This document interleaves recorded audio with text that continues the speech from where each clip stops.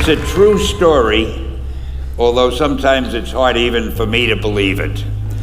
But we had already done the Fantastic Four and I think maybe the X-Men, I can't remember the order, but my publisher came to me and he said, Stan, I want you to come up with another superhero. So I said, okay, and I went home, and when my publisher said do something, I'd better do it because I wanted to keep my job. I thought, what can I come up with now? And the most important thing in a superhero at first is the superpower. Once you get that, everything else comes along. So I thought, what power will I give a new guy? And I saw a fly crawling on the wall. And I said, hey, if I could get a superhero that could stick to walls and crawl on them, man, that would be cool. So I thought that was good. Now I needed a name. So I said, well, let's see, Fly Man, Mosquito Man.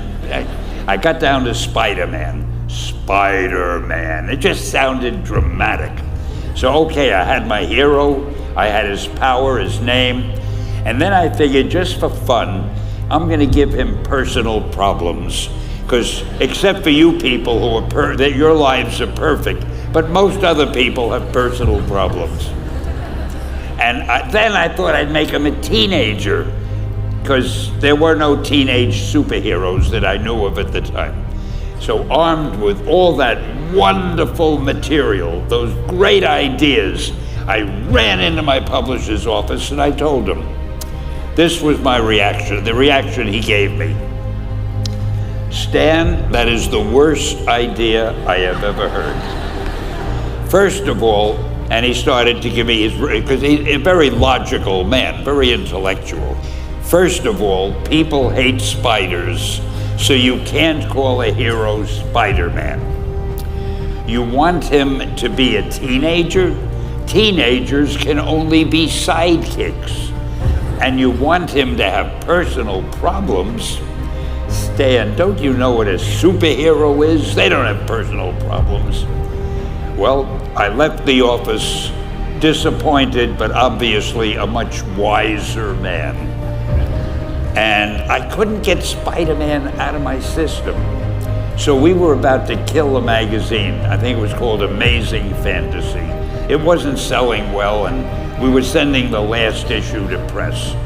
When you do the last issue of a magazine, nobody cares what you put in it because the book is dying. Just to get it out of my system, I put Spider-Man in Amazing Fantasy, featured him on the cover, forgot about it. A month later, all the sales figures came in. My publisher came racing into my office. Stan, you remember that character we both loved so much, Spider-Man? He said, let's do him as a series. Now, why am I telling you this? Besides the fact that I have to kill a little time. If you have an idea that you genuinely think is good, don't let some idiot talk you out of it. Now, that doesn't mean that every wild notion you come up with is going to be genius, but if there is something that you feel is good, something you want to do, something that means something to you, try to do it. Because I think you can only do your best work if you're doing what you want to do, and if you're doing it the way you think it should be done. And if you can take pride in it after you've done it, no matter what it is, you can look at it and say, I did that, and I think it's pretty damn good. That's a great feeling. So don't let idiots talk you out of something that you think is good. By the same token, that doesn't mean every single thing you think is good is going to win a prize. Got to have a little judgment there. I want to wish all of you the best luck in the world. Just do your thing, do it as well as that's the important thing. Don't shirk. Whatever you do, give it your best shot. You'll be glad you did.